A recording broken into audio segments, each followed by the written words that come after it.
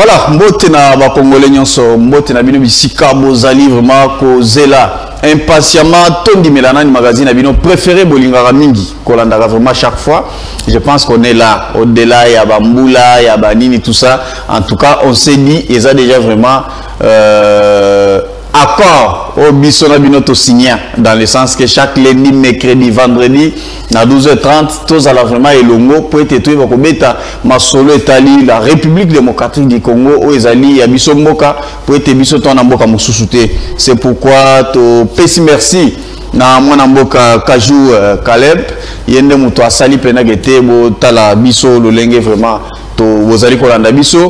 Merci beaucoup na Magloire Mani na honoré tous bangonde bazali vraiment la technique bazali kusunga biso vraiment qui était en tout cas tous à la en direct sur ce plateau pour être tout bako beta masolo vraiment d'actualité zali ebele na kati ya mboka na biso. Je pense que to sélectionner vraiment kaka ndenge bo sengi biso dans le sens que tu bako solo vraiment elongo na bino pour être et ça la biso bien souci na biso za qui était mboka na biso vraiment to komisa yango na dimension moko boye en tout cas au bino ba congolais vraiment bozana posa ezala dans le sens que chaque congolais qu'on s'est retrouvé. C'est pourquoi sur ce plateau, tous allons à trois thématiques. Au Diamonde, vous allez dans le centre, il y a débat, na biso, ya mukolo lelo, il y a liboso, tokobeta, lisolo tali RDC, na M23.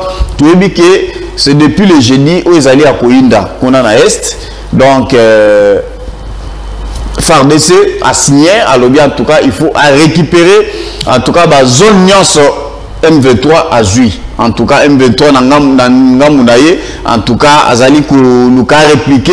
Mais je pense que to Kangaki, FARDC Nabiso, a Kangaki déjà quelques militaires d'Ambouya M23, Azali Nabango. Je pense que Kalate communiqué vraiment et Kokoya.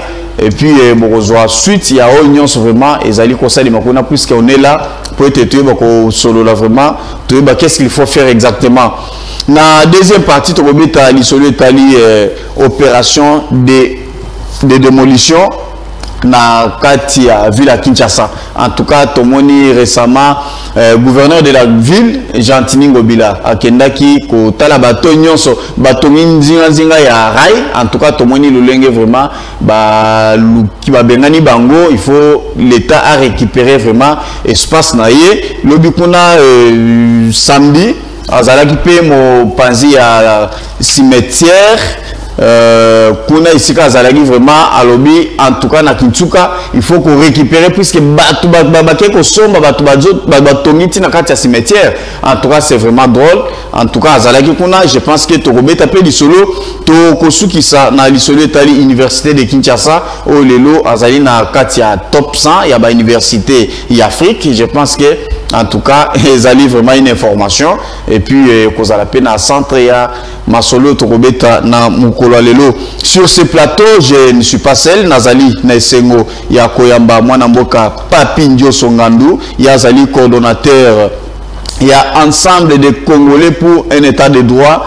Les SED dans sigle, membre Ezali structure moko, membre ya Union Sacrée Mwanamboka. Mbote na pe boyela na plateau na biso. Mbote malamu ndekodion. Bon week-end. Bon début de semaine na Balandinho sur les phares TV. Bon début de semaine na population congolaise sur Mobimba, en particulier Essédois na Essédoises nyoso. Je salue le commandant suprême Félix Antoine Tshisekedi Tshilombo. Merci pour l'invitation na émission Mounene Boye parce que à chaque fois actualité ils allaient exiger aux angakate ko beng sebiso poto loba maye matali mboka akoki ko bosa te ko pesa moninga wangai bazali en face na ngai ndeko Bruno Mimbenga oyo to kabola na ye mesa ya lelo mais ndeko John na kaba biscuit na nazana mwa matono sato litono ya liboso ezali affaire ya douane lelo population asutukate amona ba société ebele ou soit ba commerçant ebele ba tomber na kati ya faillite cause ezali nini ezali service ya douane service ya douane bazui décision moko ya kobanda ko fongola ba conteneur pour ba vérifier marchandise ezali na kati bazali ko s'en passer outre scanner parce que scanner ndezo la kisa marchandise ezali na kati ya conteneur sans que certainement mais service ya douane bango bazozwa imaginez-vous conteneur po eya awa ekoma na Congo ezo sala moyenne ya 45 jours po ekoma na Matadi. Mais imaginez-vous que ils ont ça 45 jours et comme il a matadi, maintenant service il y a dédouanement. Ok. Bazupé dit sous 45 jours. Ça fait 3 mois. On a biloko. Quel devient maintenant mbongo ils a bloqué na katuana. Mbena na biso na kati ya SR to ko belela mokonzi mboka fungola li sotala service ya douane nde bazali ko travailler bazali ko propulser yote na kati ya vision na yo le peuple d'abord et ça na ba marchandise mususu ça la 3 mois mais déjà tant réseau ça la 3 mois et périmé déjà donc commerçant à perdre certainement à cause ya service ya douane c'est un problème ya tant marchandise commerce c'est ça bongo donc biso na SR to l'ensemble là parce que ceux qui ont détourné bon à l'état ceux qui ont allé ko sala musala ndenge longo banité au kutana na papi yoso coordonnateur ASM nanzela na likambo ya mibale rapidement na sala ta moi raccordement frauduleux na avenue Forgeron na commune ya limité moyen exacté ndeko John soki mbule beti neti ndenge beti bouyi je te dis passage exacté population nyonso bazali na kati ya pasi Gentili Ngobila Maka complice donc gouverneur de la ville complice na OVD par rapport il y a information ils alli la possession nanga directeur moko ya OVD azo vendre na Forgeron OVD baye ba bimisi ba immondice place wana wenzezali ba mama moyen bateke zate immondice plein et sali dengomba je vous jure moyen ya ba mama bateke zate awa mbule petit boydon nzela nyonso ezali ya kokangama. J'interpelle le gouvernement, j'interpelle ma secteur, ma service nyonso à l'état batala likambo ya Forgeron siko awa Kinshasa bopeto rapidement golobamini voilà. Je remercie quand même bato bazali ko travailler la kati ya vision ya chef de l'état mais ndeko John na dénoncer nan ministère ya jeunesse ils allaient foutu.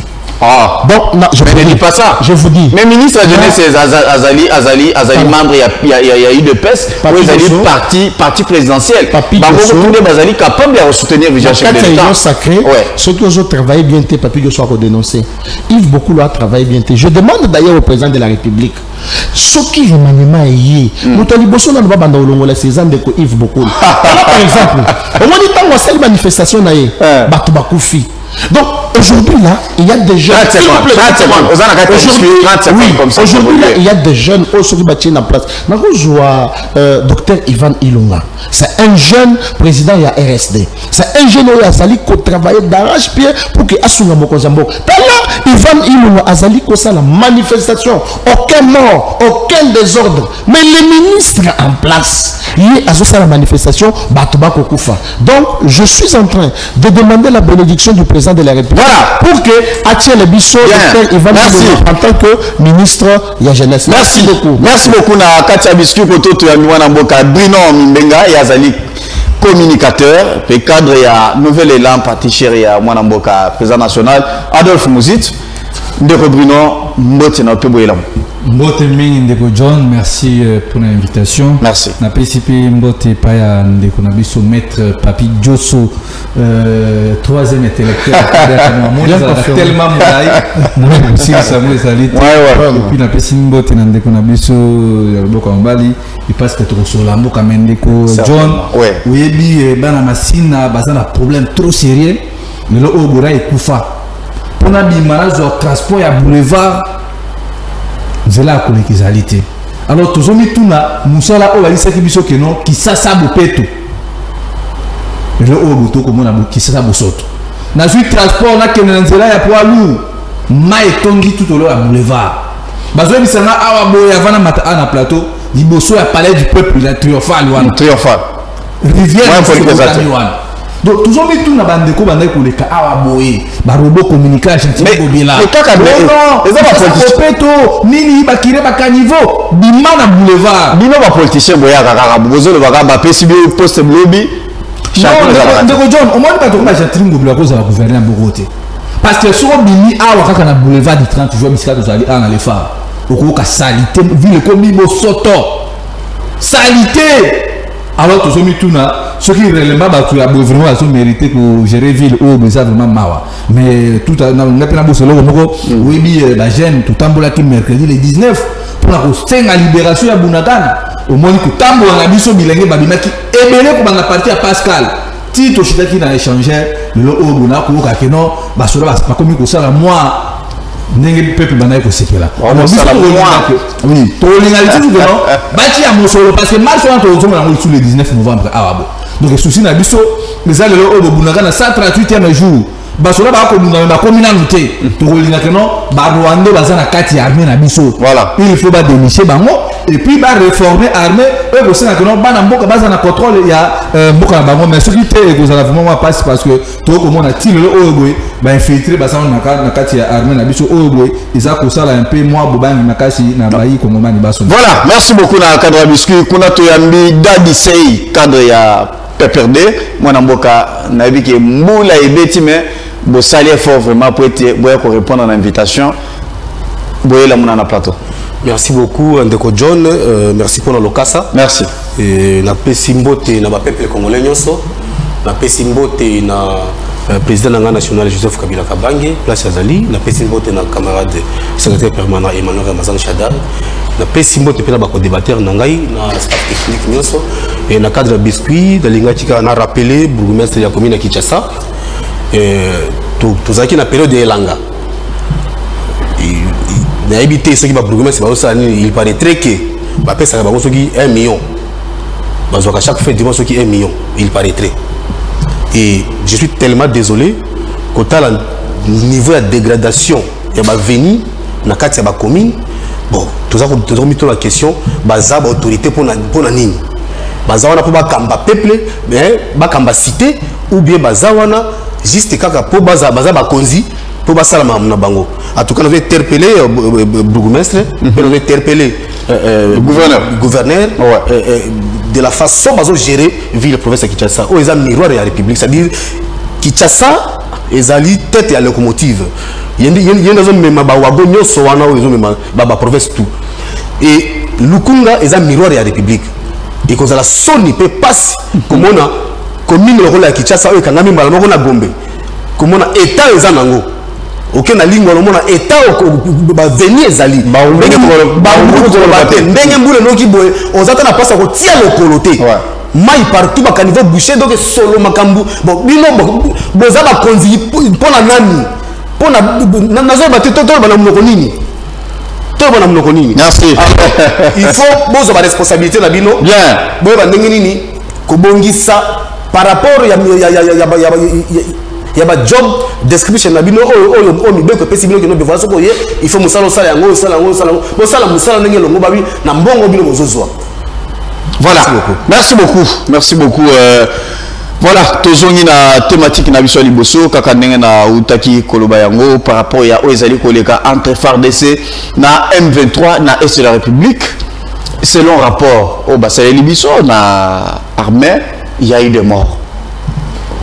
Maître Papi, oui. Batouba Koufi et jusqu'à présent, blessé déjà plus de 40. Makamango et Zali vont continuer. Lélo, FARDC a signé à lobby, en tout cas il faut qu'on récupère Bunagana. Vu communiquer au M23, ça là qui a 5 dialogue, FARDC a lobby, gouvernement congolais lobby, Biso Tokoki qui engagé dialogue, na rebelle. Mais voilà, Batouazali Kokoufa, Bunagana Nanto récupéré, des alliés vont continuer. N'est-ce pas que Zélé à dialogue au Vital Kamere a proposé qui ça pouvait être vraiment quand même voir Moko ou Kokaki, Kopesa Kimia, qui était peut-être Bayo Kanato récupéré, ma belle Nabiso sans que Batouba Koufa. Basta la dialogue d'abord na terroriste. Donc John, Mutuna Mayo Ezali na Mutuya Makasi. Laisse-moi te dire que tant on Dadi, c'est la première fois que tu es dans un plateau. Je croyais que Nengue Bocheye Kuna Azali pe tant sous mutu ya la muka, mais Azali mutu ya FCC. FCC. J'ai eu les larmes aux yeux tant Azuluba. Bien sûr, nous sommes dans un pays démocratique où la liberté d'expression est garantie par la Constitution. Mais les Kodadi c'est bazaki batumoko boye o bakokai kozwa temps bavanda na ndako batala ndenge union sacrée to ko bunda na bandeko Brino ya Lamuka parce que bazana leçon te ya kopesa biso sur la gestion soki engumba Kinshasa oyo ekomi na état oyo ekomi lelo boye monsieur ndeko Dadi sei obosani maloba oyo mutu na bino ya FCC aloba ke mboko oyo ekobunga te ndeko John ezaka na Kinshasa wati ozalaki wapi. Et quand vous parlez aux Olinga Ola qui s'amaille que Binonde Bogera qui bien, ville les alaki bien, inondation les alakité, Banzeli les alaki bien, Maboulou les alakité, et que pendant la période où Bichoto Zali que gérer, les Maboulou n'a pas inondation et commis que Salima. Reviens à la question. Mon s'il vous plaît. Ouais. Mon consignaire, oh le pessimbote ah. Tant que Bandaï collé là que je manque 15 personnes, yo zalaki wapi. Je reviens à la question. Likambo ya Bunagana biso na essaie de soutenir chef de l'État, de soutenir la force ya armée na biso FARDC pour basala musala malamu oyo eko permettre bango ba récupérer Bunagana. Au moment où je te parle ndeko John, deux colonels baza devant la cour militaire, colonel Lobo Kamwanda Désiré, na colonel Diadiawa Diadia. Ce sont ces deux messieurs ici, oyo mokonzinayo pesimbote sur ce plateau, Aminaki, bato oyo bazalaki en collaboration na Gagame, Paul Gagame. Ce sont eux qui ont favorisé à ce que Bunagana ekuya. Bino mokonzinayo nde mosali brassage na kati ya armée.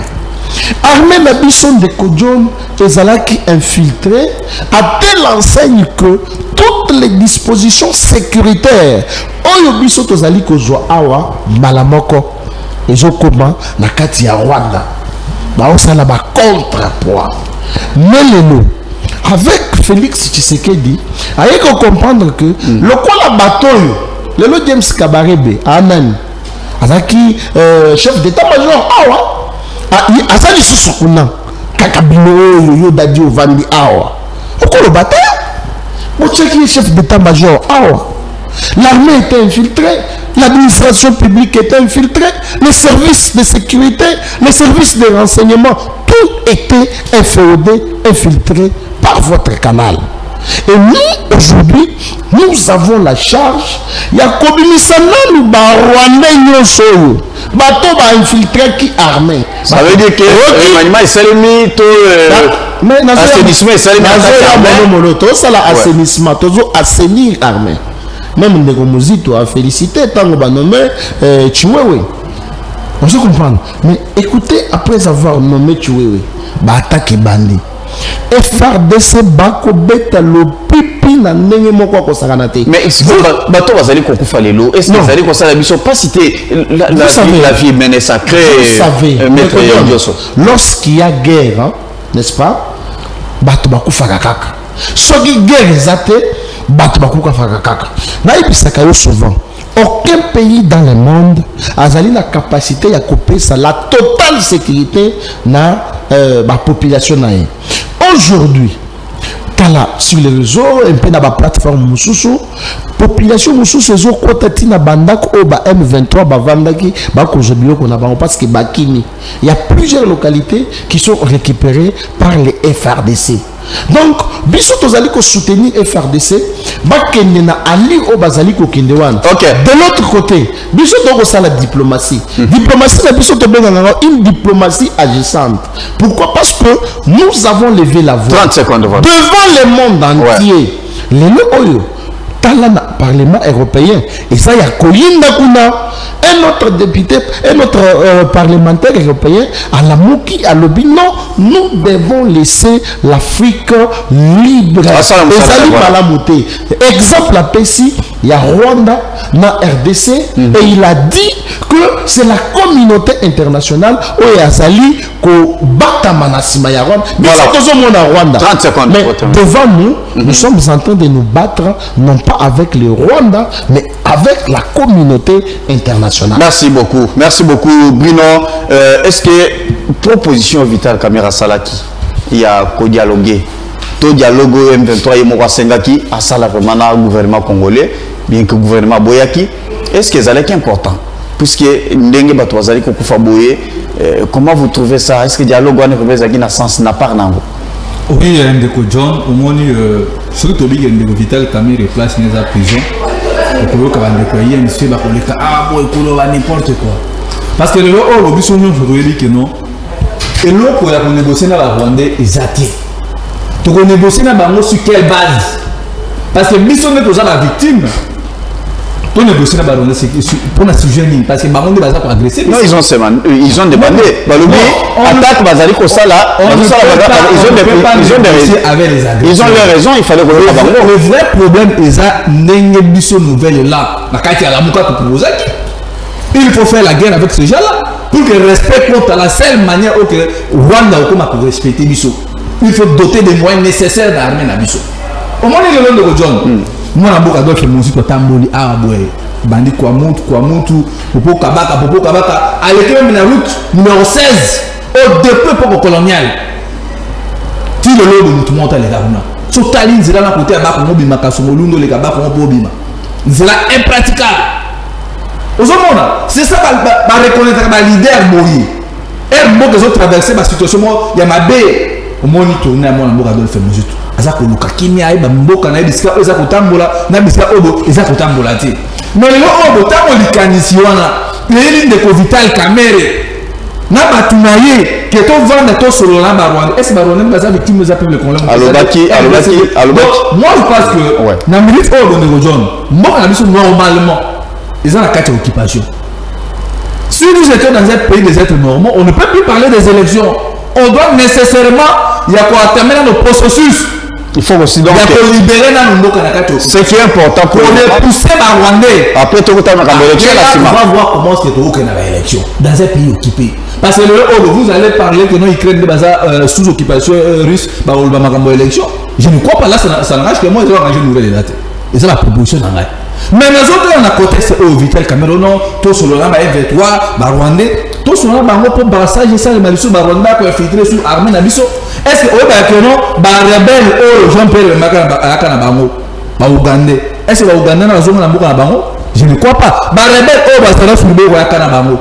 Est-ce que nous sommes à Bango? Non, à un moment donné, tous les armées Nabiso, elles à la reconstruite, n'a pas eu comme mania solo.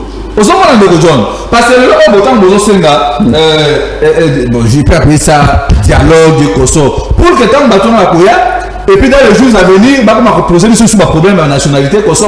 Donc moi je pense que non, la proposition de M. Vital Caméra, c'est la plastique. Presque il y a ma Rwanda, presque à 1, 2, 3, et ça juste pour neutraliser Bango. Côté à ma moyen nécessaire, nous avons une réforme dans la carte armée, nous généraux. Il faut que nomination. Ça veut dire que maintenant, ça demande maintenant des moyens. Ce sont les résultats quand même. Il y a ça demande des moyens. Ça demande des moyens. Et puis, les résultats peut-être nommer les généraux. Au moins, il faut vraiment qui mercredi. Parce que depuis que vous dit aucun leader politique, à part lui sur la nouvelle, il a montré que le Makamba et puis c'est la solution. Au moins on a mis sur la gêne. Tominer na balabala ko bana Pascal inde. Mais après ça on va se sonner pour ça le gouvernement au bout. Ba ko tiama moyen de moun ba solo na biso ba ko munda. Donc moi je pense que proposition à Vital Kamerhe. Et ça, c'est non, à ça, la passion, ou bien même là, à un moment donné, moi je pense que vous avez Vital Kamerhe. Non, Vital Kamerhe voulait que Alinga Dute Makile soit pas dans des. Non, la guerre nyonso. La guerre nyonso. Les amis, façon, on va faire aussi, ça va pas. Non, on a une manière et à faiblesse. Parce que quand on a besoin de bâtiment, Makile se panaté. Mais on va continuer comme Bamabama, ça va Makile banane. Donc moi je ne pense pas que non, ceux qui ont vu procédure, il y a mis tout le monde à Rwanda, ça va Congolais va Okufate. Rwanda peut pas Okufa. Parce que dans l'autre Rwanda, on a capturé plus de 100 et quelques sujets rwandais. Et puis il y a eu des morts. Donc, il faut Congo, il faut comme à un niveau pour négocier par rapport à rapport de force. Parce que le moment où on a négocié la diplomatie, ça n'a pas marché. Donc la seule manière, pour respecter RDC, et pensez-vous qu'Ali Makambozo, nous finirons toujours par récupérer Bounangal? Est-ce que tu es sûr?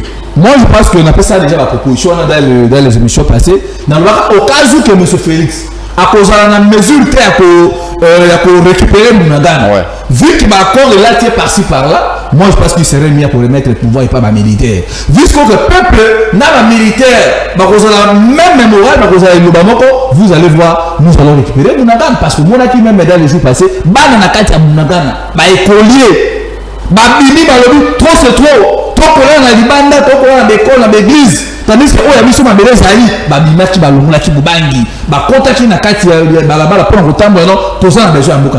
Moi je pense que si M. Félix, c'est ça lié par ces accords, il peut accepter toutefois qu'on négocie même un militaire, et donc voilà, vu que nous sommes dans la situation, prenez le pouvoir, sécurisez-moi, et à ce moment-là, non, parce que le peuple à cause de décision. Et vous acceptez, toi, tu penses que les Congolais vont se payer la cadre de la nation. Parce que le haut de ceux qui Mobutu Andimara qu'on peut sa pouvoir et pas général Mayele, je ne crois pas que nos histoires va Kabila. Le haut n'a pas donné le monde en amont. Donc c'était une proposition. Oh, moi, selon moi, vous pensez que non, vu que Mbo Cannabis, voilà. Rwanda déjà par-ci par-là, insécurité, Bozoka Arabo. Monsieur Félix, c'est vie, esprit, il y a patriotisme. Il y a 30 secondes. Il peut accepter, bien que Tali n'a pas généraux. Voilà, moi je ne suis pas à mesure pour sécuriser Mboka. Je ne suis pas à mesure pour unifier Congo. Je remets le pouvoir auprès de vous, les militaires. Pourquoi pas ça pourquoi pas s'appuyer à l'élection qui cause au pouvoir qu'on peut ça bon dans le but John élection et pour arranger ma caméra pour voter parce que le situation tout ça depuis 1997 il le haut toza na Rwanda na kati ya institution ya mboka na biso toza na ba étranger ba Burundi ba nani wana ba Uganda na kati ya mboka alors il a fallu maintenant suko ko sala toilettage tant ba Congolais ba kotika na kati ya bango moko merci à ce moment donc on a l'élection merci beaucoup oh ya 2023 oh même si c'est aucune élection au moins toujours que les élections mo truqué tricherie et puis comme Mabatu na merci beaucoup ma revendication et ma vérité des urnes merci alors et que ça la profiter merci Bruno merci voilà ba Congolais va prendre responsabilité dans le ça sera une bonne chose. Merci beaucoup. Merci beaucoup. C'est moi, on peut parler des élections. Voilà. Merci Bruno. Moi, dans le cas d'Adissei, je pense que tu es habitué vraiment à plateau. Chaque fois tango yaka et le quoi liboso tango zoramaloba au bandara toujours na Bounagana. Mais lelo nayoki koti pena mandengo zalaka pena autant de jours Bounagana zana maboko baba ya M23 et Nathan Abisso mais yebisanga tango boyoki basangu ya FARDC makambo ezali ko sala kuna na est la République oyoki ndengeni. Merci beaucoup Ndeko John oyebi émission ya lelo eza vraiment pédagogique. Merci. La lingi tolonga na sensationnel. D'accord. Tolonga na basatima, ben voilà, tokota na bajalelo, totikala sur le fait. Lingi na ibisa ndeko na ngai maître Patrick Diosso voilà. Diosso. Oyebi tango zoya ko ça l'émission et surtout ba sujet boy, il faut s'informer. Lorsque ozo évoquer ba filtration, il faut que vous allez na historique. Il faut que balasser, que zonga. C'est quoi les filtrations de Rwanda dans Mboka na biso.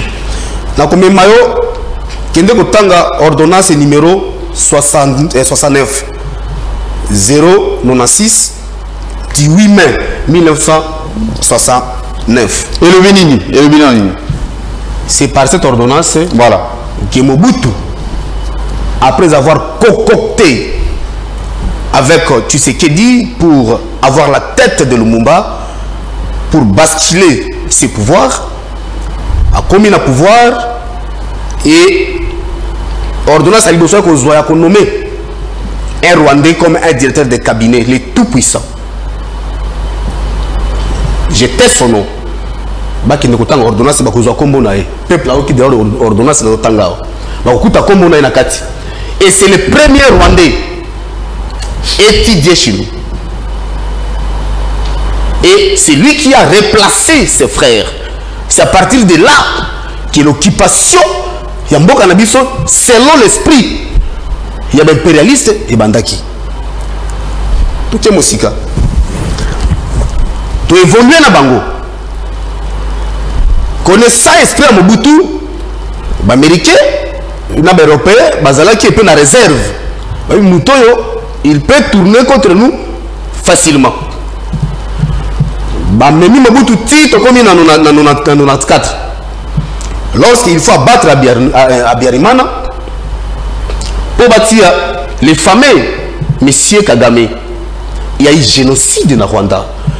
La communauté internationale a imposé au gouvernement zaïrois la frontière dans Nord Kivu afin que déverser le out rwandais garni militairement bazalaki na barmema na bango nyoso na batu nyoso bakotisi bango wapi na mboka na biso nalingi to retenir histoire to ya na plateau kolobaka biloba loba papa parce que oza na posa peut-être baye bayo mais to pesa message à solo peut pas oser na biso bakotisi ba out rwandais na kati ya mboka na biso rapidement avec histoire. Non tikana on s'appelle histoire pour la solo. Ouais oui to bien nango ce moi rapide pour te répondre à la question. Alors tant que rwandais bakoti ba se plater ba fandi.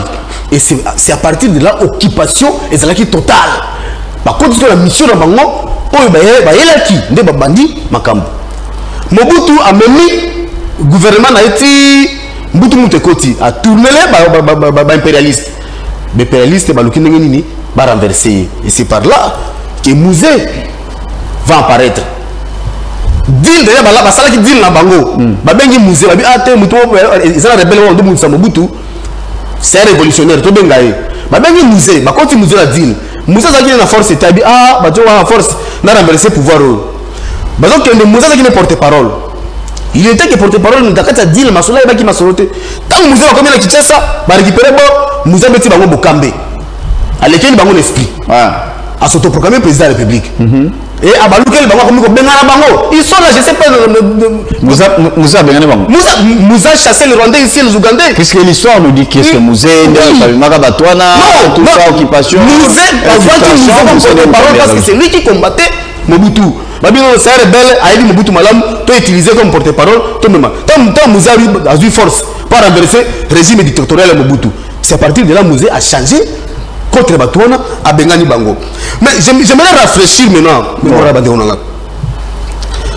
Tout ça en 2019, Félix a eu la tête dans Mboka.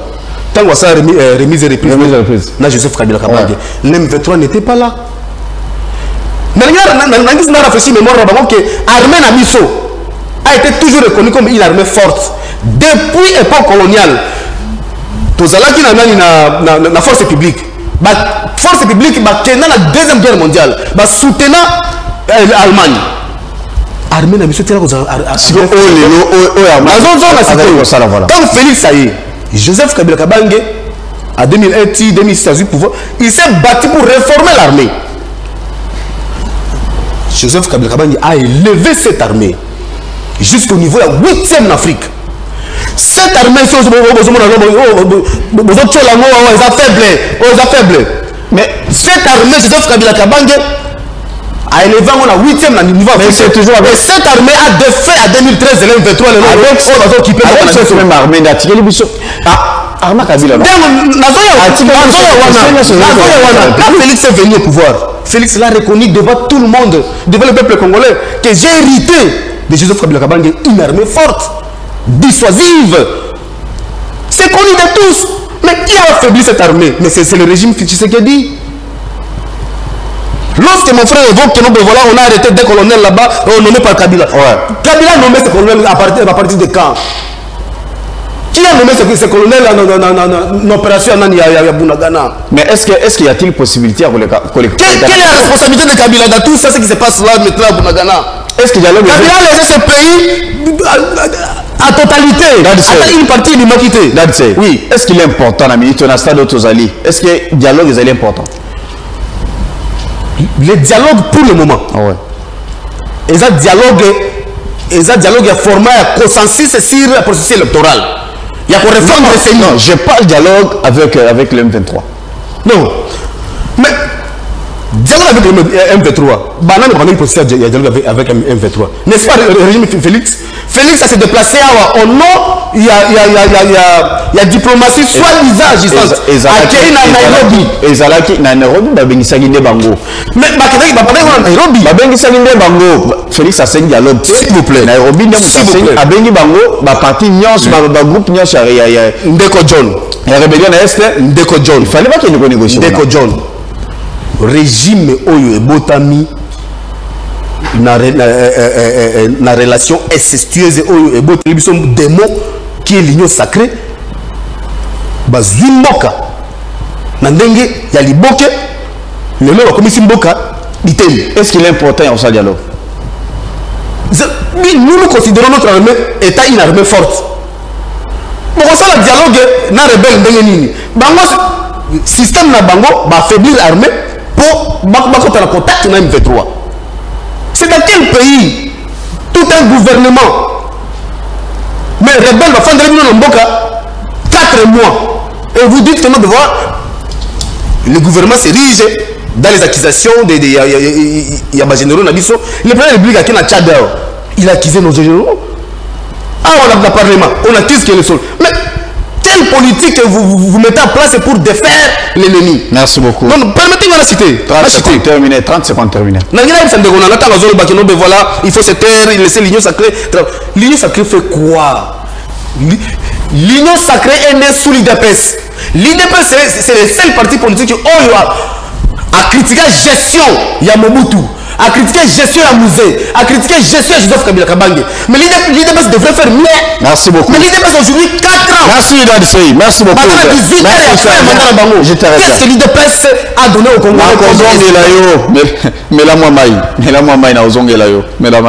Voilà. Maître Papi, Tolanda qui est président de la République, Tao Makambo Indaki na Est pour la première fois, qui est dans Braza, qui est Angola, pour naïe, Alingaki Makila Bana Congo Tangate.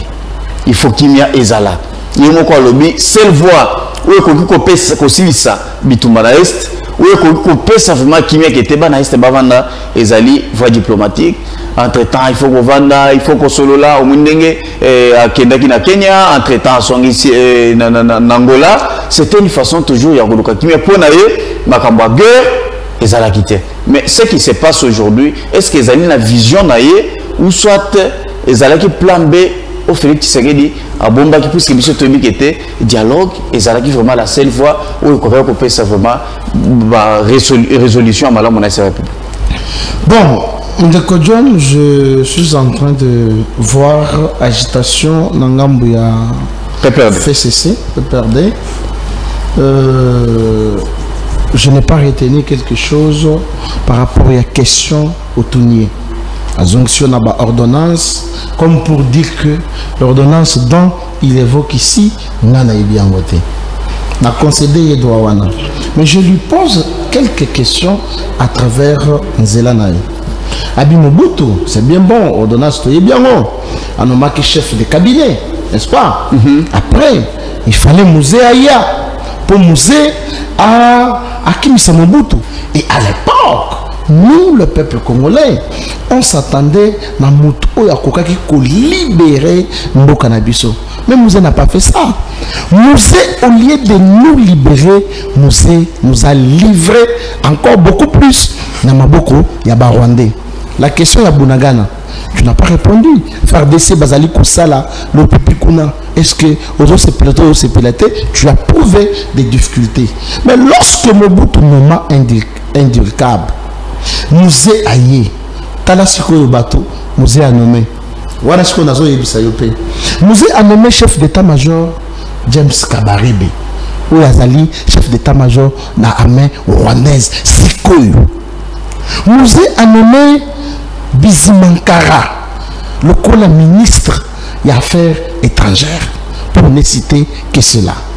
Tu ne nous as pas dit à quel moment Musée a bengani Barwane. Ce qui Musée a s'auto-proclamé président de la République. Et que Batouana non, Abaloukeli Bango. Non, dites-nous la vérité, monsieur. À quel moment Musée a bengani Barwane? Parce qu'il n'a pas écouté ce que papa Étienne lui avait dit à l'époque. Musée, ce qui aux a nyongo ya Barwane, oyo bazali koya. Futa bango mongo na bango bazonga il s'est entêté et tu as vu les conséquences ndeko na ngai azoloba infiltration et bandi na époque ya Mobutu bien oui mais vous avez renchéri cela. D'abord la nomination na bandi à l'époque ya Musée, je ne dois pas aussi t'apprendre accord de l'émera sur que za nango tanga disposition na article na yango omona ndenge bo livre biso la famille Kabili. J'ai toujours dit le malheur du Congo c'est la Kabylie ndeko na biso avandia malheur ya Congo bango yeyo. Maintenant il nous dit le M23, le FRDC avait défait le M23 en 2013. Mais on peut se raison. Je vous donne maintenant les raisons. Raison puisqu'il y a le La raison principale tant que M23 c'est parce que Kabila n'avait pas respecté les accords où le musée a signé à Rwandais, y compris accord de l'Emera. C'est comme ça que le M23 se transforme en parti politique congolais. Nathan Kabila. Donc est-ce que vous bien posez-lui la question. Même il y a comme ici M23 parti politique agrément. Est-ce que vous comprenez ma Cambozolo? C'est comme ça que j'ai dit que le malheur du Congo, c'est vous la Kabylie. On a dit sous relation, donc régime Moyo, les alliés, d'ailleurs, on la parenthèse, M23, les alliés membres de la FCC, ce qui est beaucoup avant d'éviter, le M23.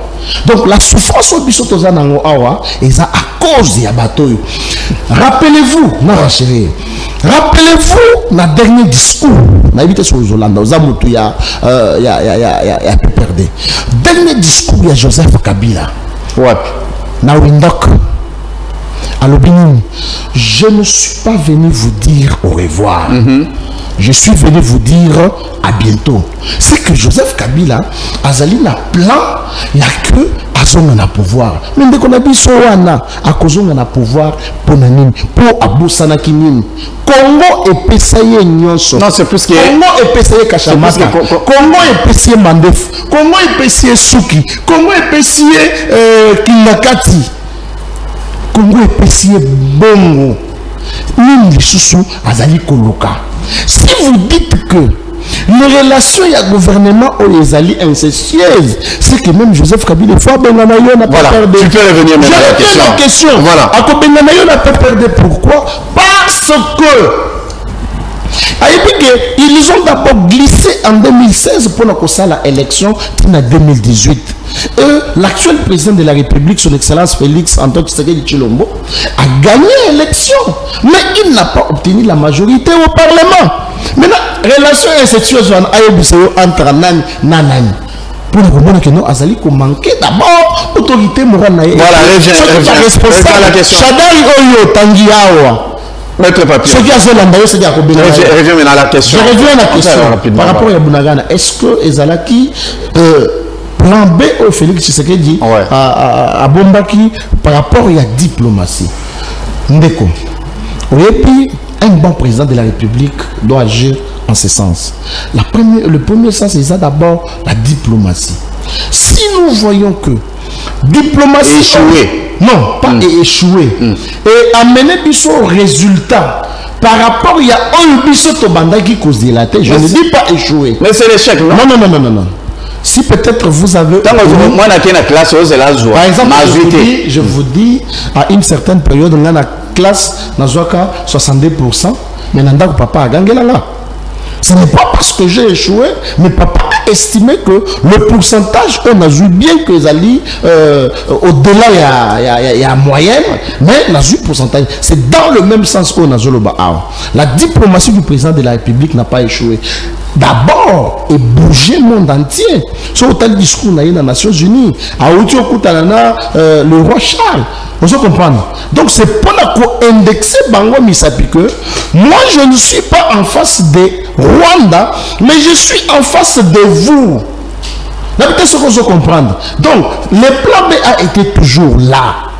Président de la République à Lobaki, soit c'est à utiliser le terme, si ce n'est pas la paix totale, mais c'est la guerre totale. Donc c'est ça, c'est ce qu'il est en train de faire maintenant. Bon, parce que Makamuna, il y a sécurité, nous ne voulons plus mettre ça sur la place publique pour Bangoba Zouaka.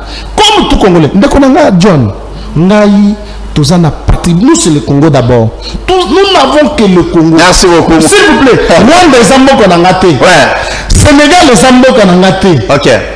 Israël les Ambo qu'on a gâté. Mboka na biso eza Congo. Ndekonanga soki oyoki que FRDC awa tolongola ba couleur politique na biso. Parlons Congo. Soutenons les FRDC, soutenons le président de la République. Namakasi nyonso azali kosala pour que récupérer Bunagana. Bunagana Oyo, c'est grâce à eux. Merci beaucoup. J'ai oublié un accord.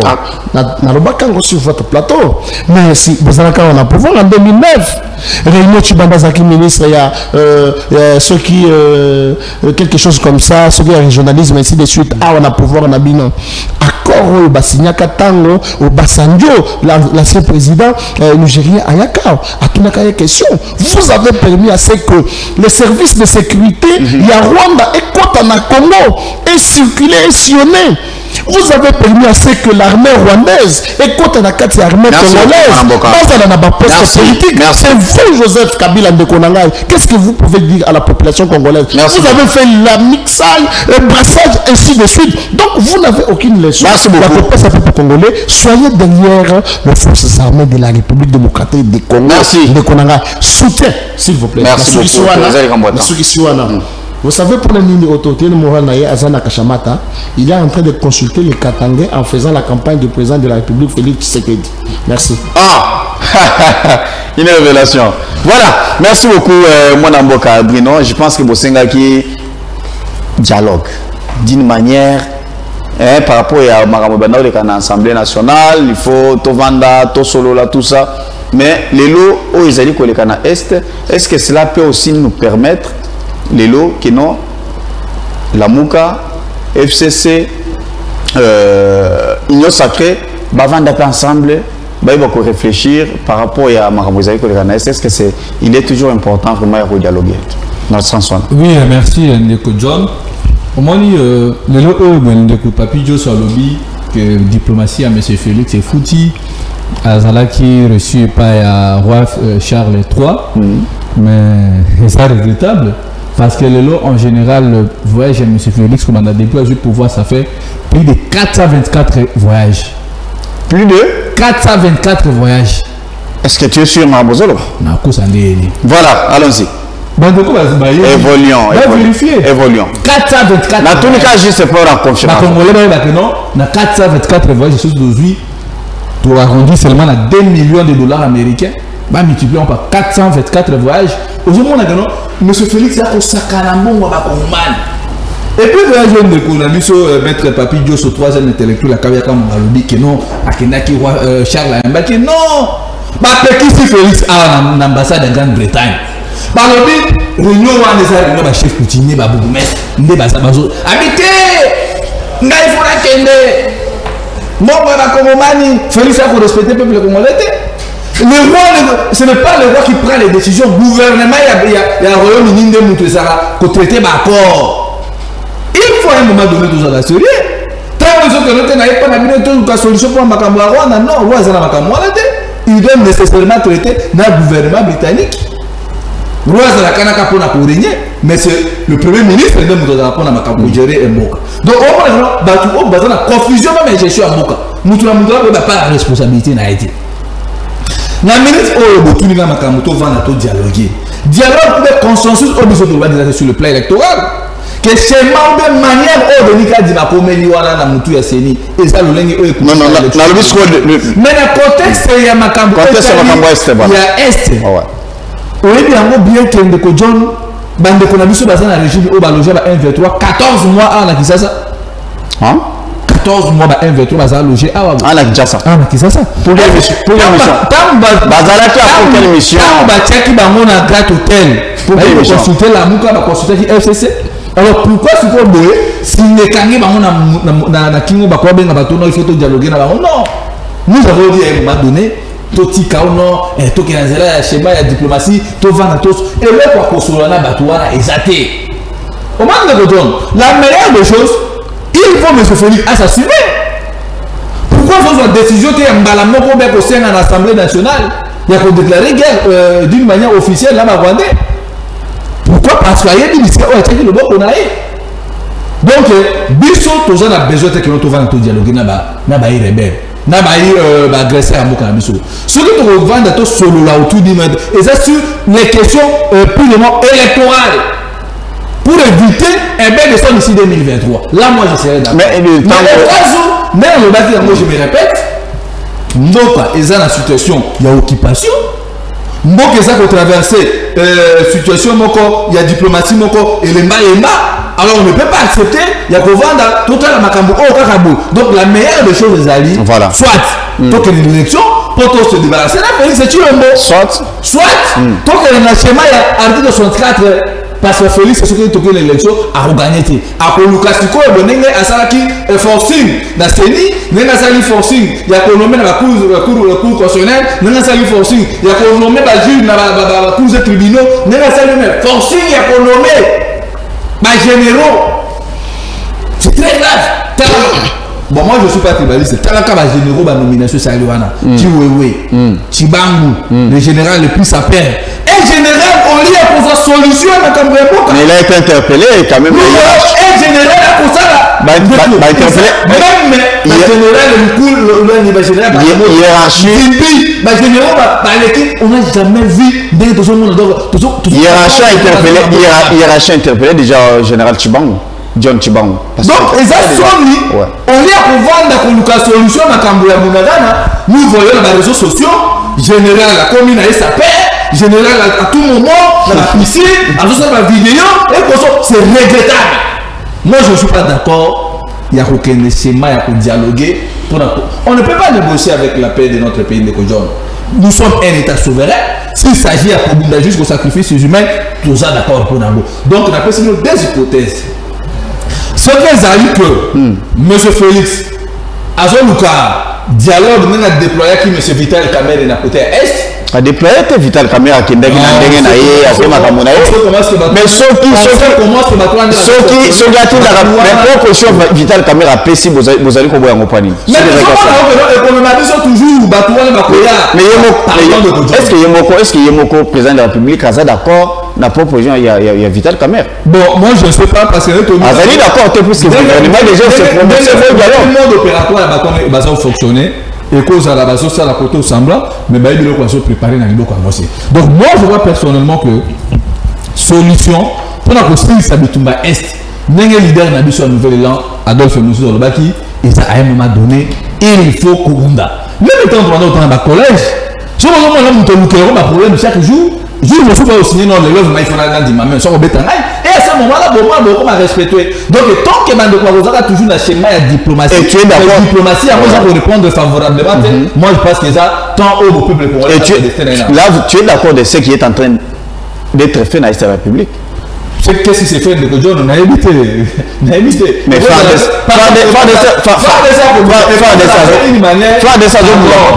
vous assure le plan médiatique. Guerre médiatisée. Et à ce moment-là, au moins, notre ami permet de nous oh, ceux qui me prennent sur le terrain, réalité, c'est une ressource. Donc, moi, je pense que pour soutenir Félix, c'était comme un individu, nous mettre Papidjo sur lobby. Mais nous allons soutenir l'armée parce que ce que nous avons construit à Mokabiso, article 187, 188, l'armée est républicaine. Donc, l'armée, il y a l'IDPS, l'armée, c'est la Chulombo, l'armée comme tribalisée, c'est pas ça de Kodjon. Moi, je peux soutenir Barcelone Nabiso parce que dans la mission il y a pour récupérer une partie à Mboka Nabiso ils ont perdre même des millions de dollars américains. Chaque fin du mois, vous avez qui pour récolter une affaire à 700 millions de dollars pour perdre. Donc le souci la mission de l'eau, c'est ça non seulement Mounagan. Parce que la partie est un Mboka Nabiso, c'est un village, un territoire, l'État n'existe pas. Donc le régime on a juste pour rassonner le peuple. On a déjà la rame. On a la taxe pour profiter d'un peuple congolais. Donc moi je soutiens FRDC mais pour ok. Et il faut guerre comme à la guerre. Merci beaucoup. Parce que les apprendre ma dialogue pour l'intérêt, ma partage, ma poste, ma vitale, ma ça là, ce n'est pas ça. Merci beaucoup, madame. Faire token directement dans le schéma nouvelle LPC. Merci. Yako Bunda Nabaronde. Ce qui peut même essayer à intégrer là on est d'accord. Merci beaucoup, Bruno. Merci beaucoup. Bon, Dadisei, Tolandi communiqué à Armène Abisso, Balobi, ils sont dans les bons. Déjà, la localité Belé, Bassi va récupérer.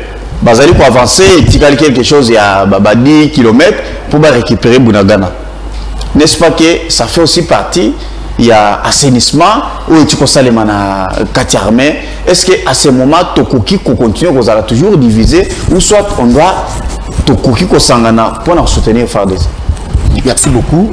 Permettre la salité. Mais rapidement, puisqu'on doit évoluer. Tant que vous avez évoqué Makambouya, il y a encore l'Émirat. Dans le bien clair que Mouzé n'était pas dans les deals. Quand les deals et Salemaki, Bengi Mouzé pour accompagner et Mouzé a profité et pour récupérer une attaque nationaliste. Dans le deal, directement, ce n'est pas Mouzé qui a nommé James Kabarebe comme chef d'état-major. Alors c'était qui? Non. C'est-à-dire, c'est le système. A nommé.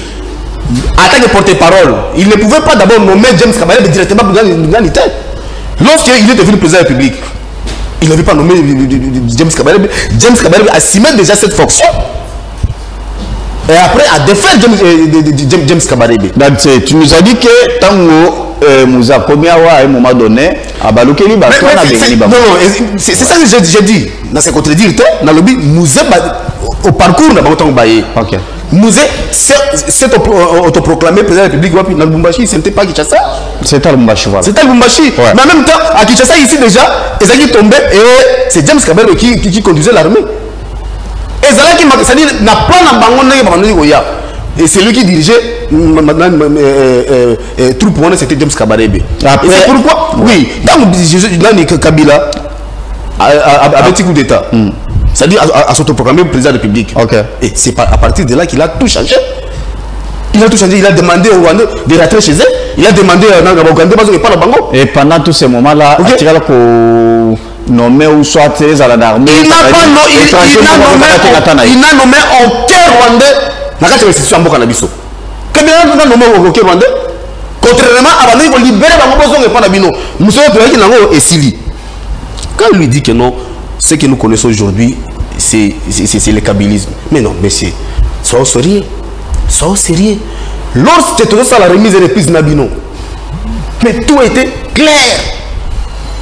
Certes, il y avait là où ça clochait, comme l'ADEF, à Nitouri, mais l'ADEF faisait déjà affaibli par notre armée.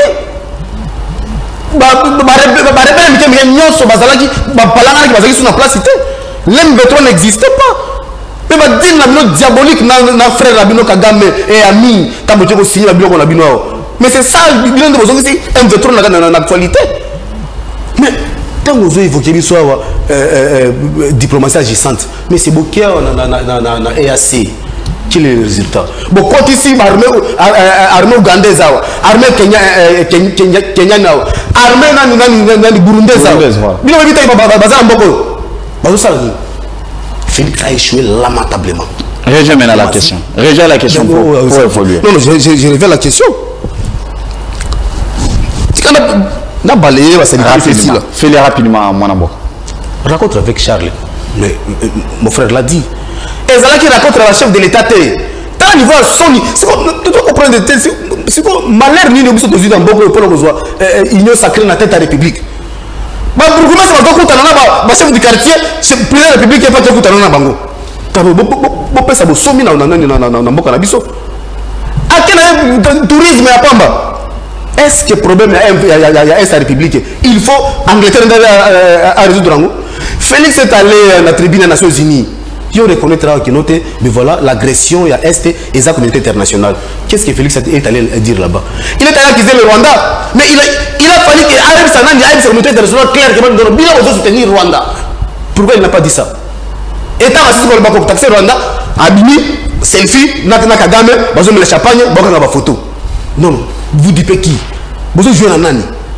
Félix n'a aucun discours en 2023. Félix a échoué lamentablement sur tous les plans. Évoluons. Ok. La question réfléchir sur mémoire. Oui, c'est par rapport à communiquer au porte-parole à Salaki. On a presque récupéré la qualité belée. Est-ce que on ne peut pas tout s'engager plus tard qu'hier pour soutenir FARDC? Plus tard qu'hier dans ma polémique. Plus tard qu'hier, l'FCC a zalaki na marche, il y a soutien, il y a FARDC. Non, FARDC, article 188, FARDC est armée républicaine, est un Moutouté, est un Mboka. Certainement. Est un Mboka. C'est-à-dire, nous devons soutenir le FARDC. Le soutien total de FARDC. Mais fort malheureusement, l'union diabolique. Mais sous leadership, il y a leadership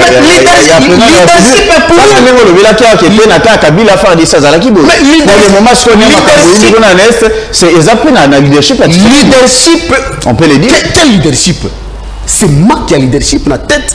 Attaque commandant suprême, il y a une deuxième option dans la situation. Je pense que je te traite si j'ai un village Kabindi au bas récupérer. Tu étais sur ce plateau. S'il vous plaît. Et les lots villages en a localité on a une. S'il vous plaît. Par des ça. Donc on a dans le bas que non mais voilà kuna donc le pipi. Non, tout ça la série. Bon au baza kuna baza bande konabiso. Bunagana eza mboka na biso. Obi le ba congolais combien baza na nani ba kotu Uganda. Obi effectif comme combien? Non. C'est-à-dire wana sur des rumeurs. Contrairement à la réalité sur le terrain. Non, ils ont une question, ils ont relevé la sécurité en Bok. On ne peut pas venir étaler ça sur la place publique pour tout le monde. Mais sinon, nous les peuples congolais, tout ça, on a posé à Bunagana, ça dit Félix en 2023, ils ont une élection Mboka, ils ont une Kabila, ça qui est. Est-ce que Moussala en totalité? Question dans les abonnés. Moussala ou les faire des sazali kosal. Est-ce que vous sepelez dans votre aussi bien? Mais faire des sazali, vous savez, faire des sazali, c'est les qui na Bunagana. Faire des sazali Bunagana. Na lobby, ça fait c'est depuis le jeudi. Moussala de Nengazali ko pousse mon tindi katindi 23. Sauf que vous allez ko sepelé dans votre. Ceux qui font des ça arrivé ko défaire. M23 ko bengana dehors la territoire na biso en tout cas to kobeta maboko makaka. Donc jusqu'à présent c'est une forme côté ya malonga fa ça. Mais fa de ça basi balonga ke na nani ba bisa ka zonga. Si même ça fa de ça zonga. Mais na 11 heures. Na 11 heures. Mais tangu tumbe bani sous. Mais tangu basali ba nani ba nommé généraux. Ezali pour nani? Reprise de combat na 11 heures. Non, nommé général si nommé général si kana kati la général na misu baza ba musicien na misu baza ba nani. Basali tangu pour nani? C'est parce que Bunagana était totalement occupé par les tirants qui ont armé Nabiso. Mais dire que non, FARDC va mener, non, action pour le moment, dans une information sûreté. Ok? Ah bon? Mais sinon, ouais. Oui, mais sinon, souhait, c'est que FARDC a de faire Batouana Balogana dans le territoire de Nabiso. Et le problème qui se pose ici, c'est un problème de volonté politique.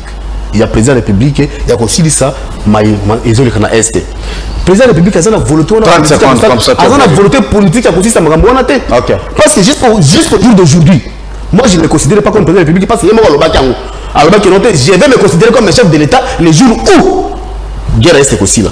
Ça c'est clair, il est en plein combat. Non, c'est ce qu'il avait dit. Mais après combat, ça a difficulté de faire mandat. Ça a difficulté de faire mandat.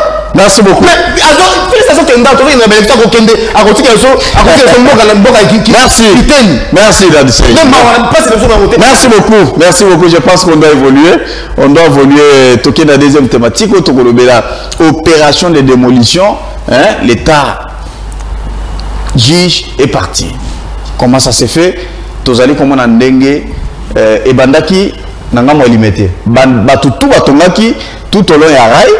En tout cas, le gouvernement provincial a eu décision, il y a qu'à démolir, l'État a récupéré ma belle récemment, Jean-Tini Ngobilazagi na cimetière à Kinsuka, tout le monde vraiment le lengue batongi pénève, donc respect à Baoui, les sous-sous à la raté, on a Kinshasa. On se pose la question. Nous sommes en pleine capitale.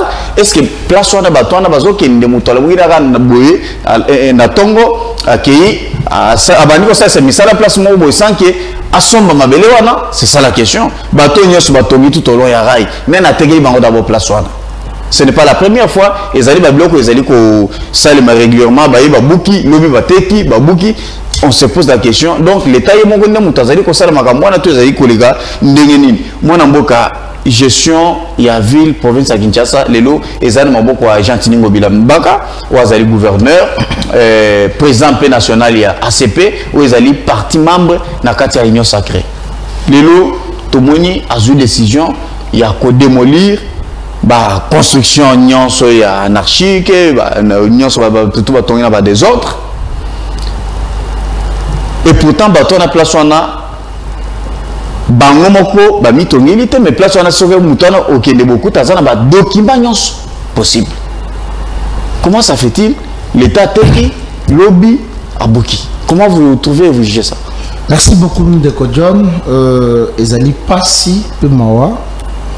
Ya comment na bande ko na biso ba raisonner na sens wana mais ba lo ba ta merci Fati parce que la démocratie quand même est na mboka na biso, liberté d'expression qui m'a pas mutunyoso azana droit ya kolobandenga lobi boya kiti bonnement na se moto konkité azalité ndeko Bruno tango zoloba la guerre médiatique comment dit bango sumi bale tu as posé la question na magambo faire de à Osala mais personne va encourager à ta non va boy catégoriquement. Il y a le bi guerre médiatique, il y a le bi azana information te bouina boui. Mais ils n'ont pas répondu à la question. Moi j'ai dit nous soutenons le FARDC na maé oyo bazali kosala. Il y a le bi guerre médiatique. Là c'est na évité est-ce que azana posa kaka ya baton babanda na bunagana to azana posa to récupérer bunagana parce que na ucho loba biso tozaka na Congo ndemboka na biso. Soki yo Sénégal les amboka na bino oui. Soki Rwanda les amboka na bino wana bozonga mais nous n'avons que le Congo, nous n'avons pas un autre pays. Tant ozoloba likambo muyibi non mendeko. Est-ce que vous dit que degré il y a au premier ministre honoraire Muzito Azwa il y a Nini il y a Ram c'est Muzito c'est vous. Moi j'ai fustigé le fait que ministre Kibasa aya kosala makambo nani Muzito a piégé bango. Ils ont Muzito Mutazwa décrit pendant si tu ne le sais pas. Je vais fustiger ça, na ministre Wan. Moi, dans l'union sacrée, Bosoto na lingite, na Olobapé na dénoncé. Mais, kende na couleur et l'Assemblée nationale, au coup de mention, na évité pourquoi Bakundi yango, ils ont un tiroir. Le plus grand Moïbi, c'est Muzito. Bandako Ezo Tongama partout pendant qu'il était Premier ministre. Un peu d'élégance. Non, non, ça ce sont les députés, c'est pas moi. J'utilise les termes, il y a des députés. Il y a le régime Zaya Moïbit. Élégance, c'est Zalagité. Mais quand on a répliqué que non, Moïbi Mounene Ndeye, ou en élégance, c'est de Konangai, et Zali Malamote. Vous voyez bien, tant qu'on va reconnaître ma cambouille à faire de CT, c'est-à-dire ce qui est sous moi dans Zambé, mon co, Azo Salabikamo, Batbazo Mona, Bebandi Mate, Karabango. Donc c'est normal que ma cambo, Félix Sekedi Azaliko Sala, Bako Sepera. Revenons maintenant à la démolition. Ouais. On répond, on a deux volets. Pour la petite proposition. Volet à Liboso. J'introduis le malheur du Congo, c'est la Kabylie.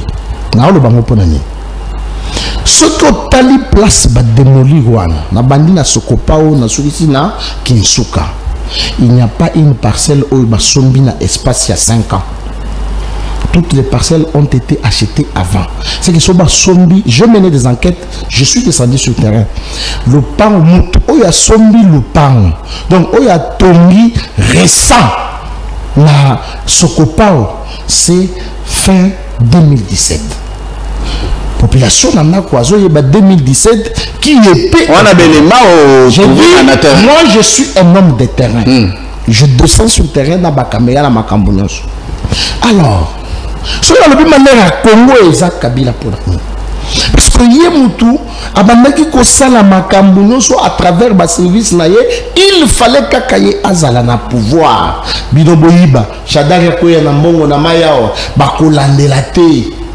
Vous allez comprendre. Comment vous pouvez imaginer un endroit où espace il y a l'État. Ce qui société, comment on appelle encore, ONATRA, Bateki, nous avons un certificat d'enregistrement. Wap Narai.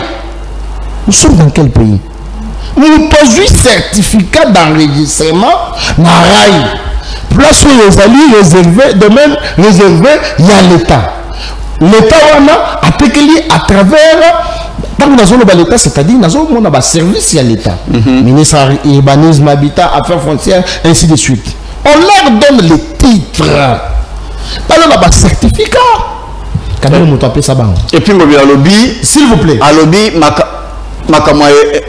a indemnisé à ta mon côté. Rapidement. Rapidement. Oui, on a condamné le fait que Bapesi Bango ba titre immobilier na esika oyo il fallait pas bazoa. Batoa na bazui batongi. Maintenant je reviens dans notre régime. Pourquoi nous n'avons pas fait un effort à corriger Tata Oya? Parce qu'il y a petit titre place Yamabe. Maintenant, c'est que vous faites la correction. Mais c'est ça, c'est que j'ai dit. Mi condamné. Ok. Pourquoi Ngaï, pour qui a à l'aise, n'a corrigé tes erreurs au Sali. Qu'est-ce que moi je fais? Au lieu de d'abord disposition, je parle moi en tant qu'union sacrée, en tant que nazo soutenir Félix Tshisekedi, na Katia union sacrée. Pourquoi? Et quand je parle ici, c'est que Jésus, je suis en train de prendre la responsabilité Yangobila. Pourquoi on ne pouvait pas recenser Batouana? Oui, ils ont acheté, ils ont les titres de l'État. Mais avant démolition, pourquoi ne pas recenser Batouana? Au moins le certificat d'enregistrement, ils ont un agent ou la PSI. Ouais. Comment c'est ce qu'il fallait faire. C'est ça qu'il fallait faire. On n'a pas fait ça. Nous sommes allés plus vite. Et puis c'est qui a tiqué mon attention. C'est de voir un député de l'IDPS. Je ne sais pas tiqué par quelle mouche. Bazaki dans ma solo dans Bango Moko. Mais rapidement, rapidement. Ma solo privé. Oui, Azali. Donc, Batou Bazali Koboma, les sous-chefs de l'État, les Bangouana. Donc, Bazo solo, non, tika dans Babouka Bango, Moutouana, et Bango va construire Mabé. Mais oui, Batouana va construire Mabé. Quelles sont les dispositions? Parce que Batouana normal, puisque c'est ça. Démolition Wana, pour notre bissou. Naï personnellement, dans Katia SN, bien que na union sacrée, je ne suis pas content Nayango. Procédure. On a CPD partout où je passe, je l'ai dit. Moi, je ne suis pas FCC. Ok.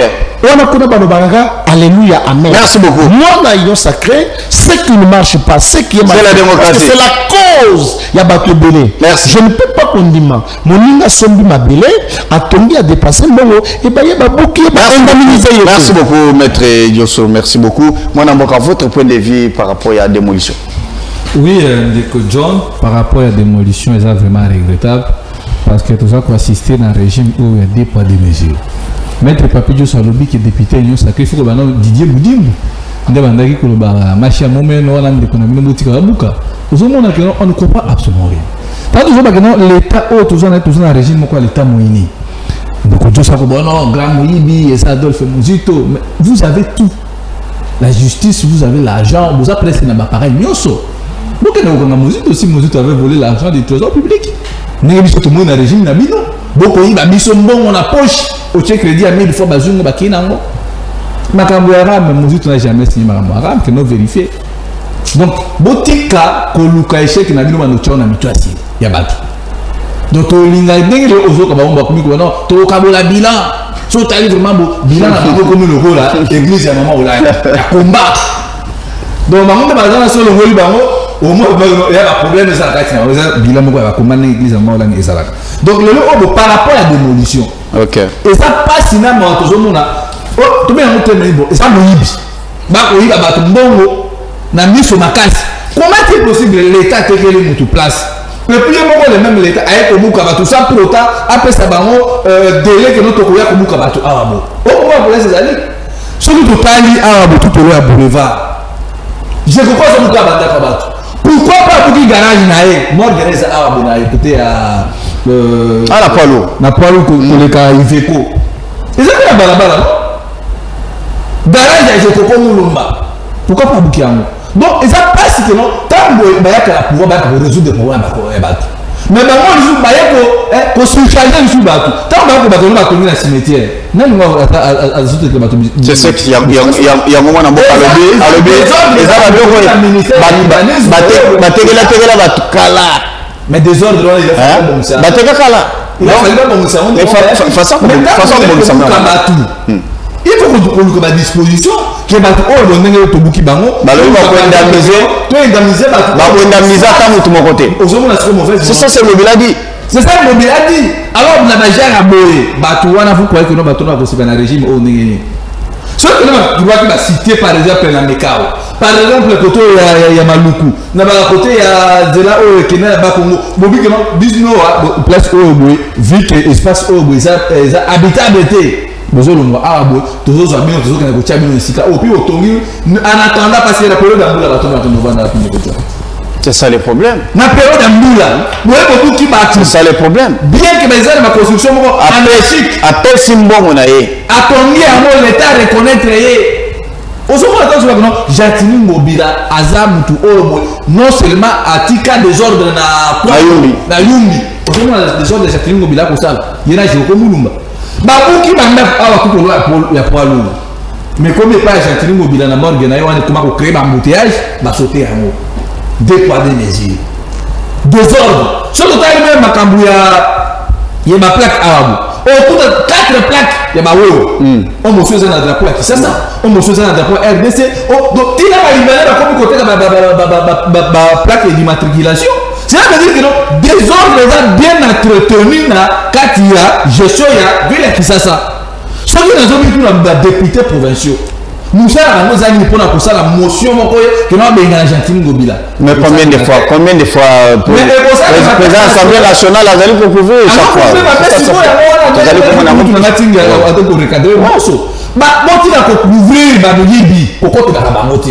Donc l'Assemblée provinciale, ça va comme la dynamique Jatini Ngobila. Chaque fin du mois, les députés provinciaux ont la dynamique Ngobila. $3 000. Si on a un boulot pour abour. Nous avons beaucoup de choses pour résoudre le problème des Congolais et des Chinois. Beaucoup de choses. Ma maman a battu, ma maman a miqué. Je me pose des questions. Tant que je suis le reconnaître, je vais vraiment réfléchir. Pour mesurer les dégâts. Et puis la saison est boule. La saison est boule. Normalement, il fallait pas et puis on peut ça même étant dans banda comme nous sommes locataires avant qu'on bimisa mutu na ndaku ba pesa ka ba di ta ya vie tout ça voilà que non bon moi na date tel to koya o bimana na kunanga mais vous venez chasser déjà comme ça comme des chiens na date élection ça koya ah ba to ba ko zo ka pas ba toi et puis tout ça Félix voit ça il dit absolument rien que là côté la zando. Non, qui Jatini Ngobila pour non, 3 ans il faut fêter 3 ans sur l'opération qui nous sortent, sur l'opération qui nous péto.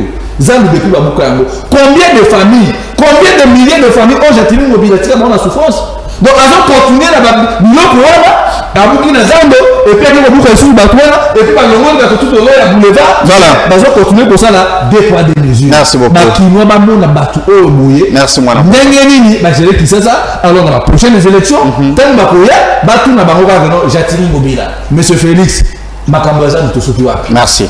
Là, je pense que vous avez la réponse au oui. Bah, Congolais, qui n'ont pas merci. Je pense que les Congolais, belé, vous allez qu'on a dit ça là. Mawa, il y a aussi vraiment un leadership éclairé. Bah, au oui. Bah, ça la vision. L'objet même tu vois pour diriger Mboka. Et ça t'est tout, mais ça la pratique. Merci beaucoup. Et ça que notre temps, qui s'est déjà commis inondé. Merci Bruno. Qui s'est commis inondé. Qu'est-ce que nous devons faire? Il faut construire les nouvelles cités. Merci. Construire des nouvelles villes que non. Bah, tout haut, bah, ça à côté au oui. boche bango par exemple côté Mali côté ba Bukangalo ils approchent botongi bandaku ya sika oh on peut résoudre le problème voilà merci beaucoup aujourd'hui ne peut pas plus Josso on a nous commissaire non batongi nzela ya merci. Merci beaucoup. Merci Bruno.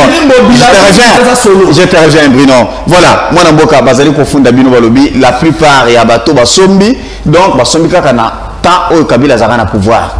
Ça veut dire que batekeli bato. Mapangu na lolenge vraiment essentialité. Donc c'est une façon aussi à détruire Mboka mais les bato bazali ba perdant ya babiloko na bango. Merci de John. Nani na rappelé de Konangai que entre les deux régimes, régime il y a 18 ans biso ya Kabila. Na régime na bango yango 4 ans. Tout le peuple congolais. Na régime nini nde tomoni ba mibi ba bimimi. Pe bazo ba bango na mukete. Bango zaka ba millions. C'est parce qu'il y a un chef ne mutaza ko dénoncer. Non mais ils ont raté. Non, s'il vous plaît. Dans la dénonciation d'abord. Oui. IGF n'a pas régime mais à l'époque, IGF faisait tout le monde. IGF faisait non, moi, on s'est dit que moi, il nous a quitté. Régime n'a moi, tout le monde va millions. Oh, bah il va 50 millions. Oh, bah il va 12 millions. Oh, bah il va millions. Dans les gens, ça ne décolle ok. Tant que Zolba, Congo peut Joseph Kabila Kabange nyonso. Non, Congo il faut passer Joseph Kabila Kabange nyonso. Joseph Kabila Kabange azaï lenge oyo après qui bo lenge na e pour la mboka. Na âge à 29 ans azu charge ya mboka oyo. Na 29 ans na yo. Yo bando kanisa ni pour la mboka. Ils ont mo continuer ozo kumisa yo na 29 ans. Abandi ko passer ni pour la mboka oyo. Azalaki wapi? Na 29 ans. Ce gars là qui n'a qu'à ambiasté. Ah bon, il faut qu'on ait respect à Joseph Kabila Kabange. Il faut qu'on tous à tata wana. Reviens rapidement tous les alors, quand tu as la question, bah moi comme ça, on ramasse on va dire. Démolition. Mais ils ont mode opérateur il y a régime régime, c'est-à-dire régime bah comme si l'état moini à peuple. Bah comme si l'état moini à peuple. Maintenant na tegela bato na ma. Bah comme si l'état moini à peuple. Nani a tekeli bango. Bah moi ma tekeli peuple mais lo matata ponyo awa tango na régime so matata ponyo abuka bato so rai na éviter. Bah pesa 8 mètres na rai muto à s'approcher. 8 mètres pe bato batosa donc au moins na rai depuis babuka rai fugwama. J'ai un grand frère, Joseph Karambaye, à Otiko Bungisa. Tala maman nanda. Na émission, on est pas quoi 3 niveaux. Matata ponyo abukaki. OK? 3 niveaux. Matata ponyo zaki vigilant au talabi. Non. Kuna bosi mbate. On les a réservé. On les a 8 mètres wana batiki la l'état. Na émission bato tango bayeka 2019. Nyoso na zobi sayo bato nyango ta 2 ans. Tant que bango ba basculer majorité ba lui batterie bato passe dans le cimetière batterie bango na au moins blocage on doit FCC bloquer biso aussi on va ça vraiment non bosi mba baté tu ne reconnais pas que période il y a perdre au pouvoir avec Matata Ponyo ba tout mais vous avez confirmé que Bamsou va se mettre en 2015, 2012. 2015, va se mettre en 2015, Kabila Zara na pouvoir. Route Rai, Babouka Ronyanso. Mais Mibeko Zali, Balobi cimetière, Bakoki qui clôture après 50 ans. Ceux qui Bakangil, mon va se gomber, Bakangil cimetière la Gombe. Il faut pour clôture, il faut que 50 ans. Il y a dernier mouton à Koufaki, avant que ça 50 ans. Mais, bateau tant baillé, et ça se bloqué biso, azo bloqué biso.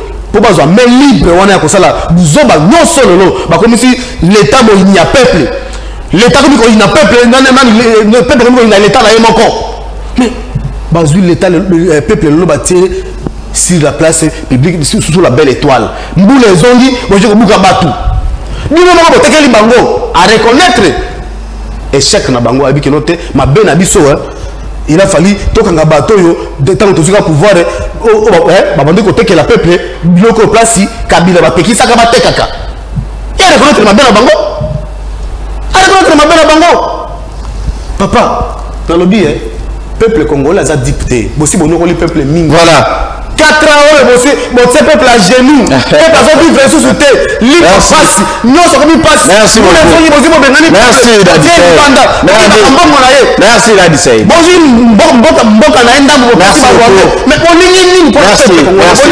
Merci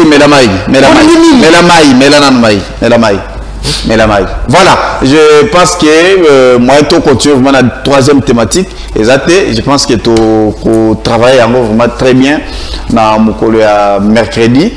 Je souhaiterais que critiquer c'est bien, qu'on peut savoir point de vue Ezali Malam, mais qu'on proposer aussi vraiment c'est très important. Nous tirons na 4 minutes, 3 minutes. En tout cas, chacun de vous vraiment une minute, à copier sa proposition, la recommandation par rapport à Oignon Soti Kolobelawa, comme ça, tout clôturer l'émission. Maître Papi Diosso. Merci beaucoup. Ndeko ya FCC, il fallait un courage, na bravoure, na honnêteté, parce que dans la union sacrée, moi je dénonce ce qui ne marche pas. L'œuvre humaine a été toujours frappée de l'imperfection. Ce qui ne se fait pas, je sais dans les FCC. Tu vois, là il y a un pasteur qui dit Alléluia, bongo bango bandimi, baondima, amen. Tu vois, ndeko CIF, bazo, excusez-moi terme, bazo faire jouer le rôle yamboa. Omoni batubalier misunya, nemiku itikali, bakomo lo basei. Pardon, say, attaquer, say, attaquer, Ndingazo, attaquer. Moi, j'ai proposé même, je dis, voilà la faiblesse. Donc, ceux qui n'ont pas faiblesse... Non, nous sommes déjà, toi déjà dans la phase, il y a une proposition. Quand il dit, Congo, il faut épaisser Joseph Kabila Nyonso. À 29 ans, il est devenu président de la République. Bon, on a toutes les questions. Tu connais l'histoire, il y a... Sortie médiatique, il y a professeur Ngoï Moukena. Vous voyez bien, bon. Merci beaucoup. Je pense que la population d'Andako va comprendre ce que je vais dire. Qu'est-ce que vous proposez? Nous avons proposé d'abord, Boy. Monsieur le président de la République doit d'abord que tous les ministres, tous les mandataires, Oyo Bazali Kosala Moussala Malamuti. Tant que vous êtes à 5, mandataire 5, ministre 5, comme ça. Bon, 5,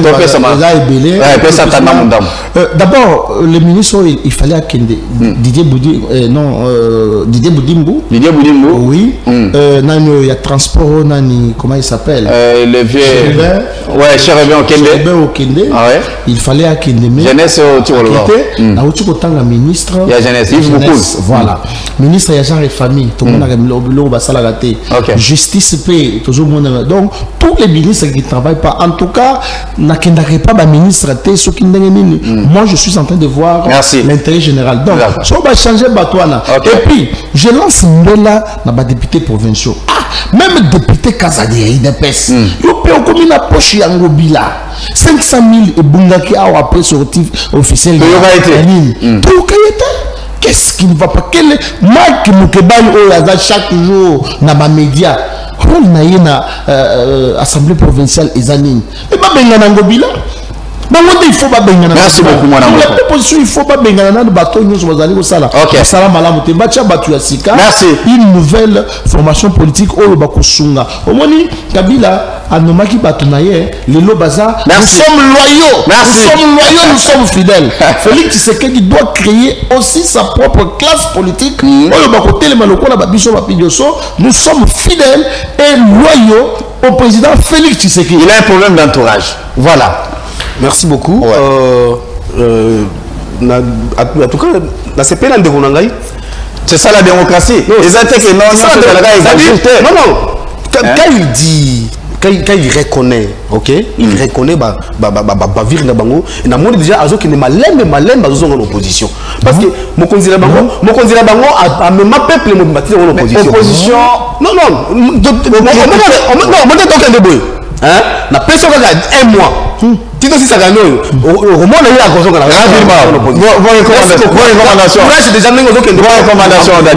recommandation la présidente de la République, chef de l'État, Tika armée, mais libre.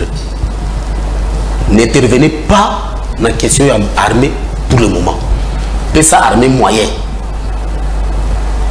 ça c'est Dédé organiser les biso élection sakadima aux départ nayo na mutu ya mboka otolembi mokonzi depuis oya habité tamusu yo zalaki na makanisi ya kosalama mais ce qui est là aux attendant discours. Merci beaucoup, merci Dadisé. Mais voilà peuple congolais na sous pas na bino. Merci pour pas ça yo au sala.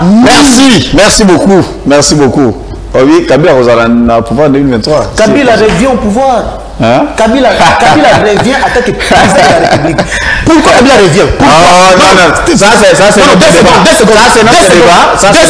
deux secondes seulement. Pourquoi Kabila doit revenir? Parce que Kabila tire son origine dans la révolution. Merci beaucoup. Bruno, toi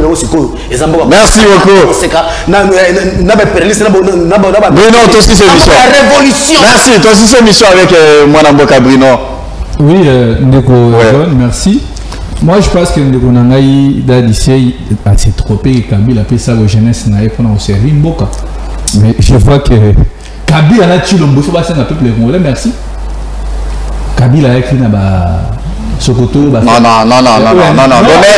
fais ça. Non. Fais ça ma proposition. Kabila a tué le Mboka, c'est un peuple congolais. Merci. Fais sa proposition. Parce que merci beaucoup. Mais ils ont pillé les Congolais et puis ils ont transformé merci. Merci. Merci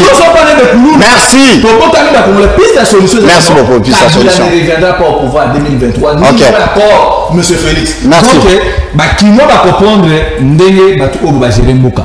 Ba bengani na bango na se amula et ça pour les invités. Alors en 2023, il faut peuple congolais dans la merci. La choix na mutu obo akoya kono la bango te si pas repesa voix naie na mutu obo akoluka. Merci beaucoup. Nous sommes arrivés pratiquement à la fin. Voilà. Tokomi la souka. Merci na bino yonso bozili bakuya kolanda Tony Milana ni magazine na bino préféré Bolingara mingi. Merci na mwana mboka Papi Ndioso Ngandu, coordonnateur national, il y a OICED, ensemble des Congolais pour un état de droit, membre de l'Union Sacrée. Merci na Bruno Mimbenga, communicateur à Nouvel Élan. Merci na Dadisei cadre à PPRD. Merci à l'équipe technique Ndenge Bo Sungibiso. Rendez-vous 21h pour la rediffusion. Bobo Sanate, Bo tapez na Katia YouTube, les phares télévision, Bo Kuta. Presque ma émission na bino nyonso bolingaka mingi vraiment tout ça programme mobimba ezali na katiwana en tout cas pona ngai tosuki awa rendez-vous na biso mercredi pona numéro prochain botika la malamu au revoir voilà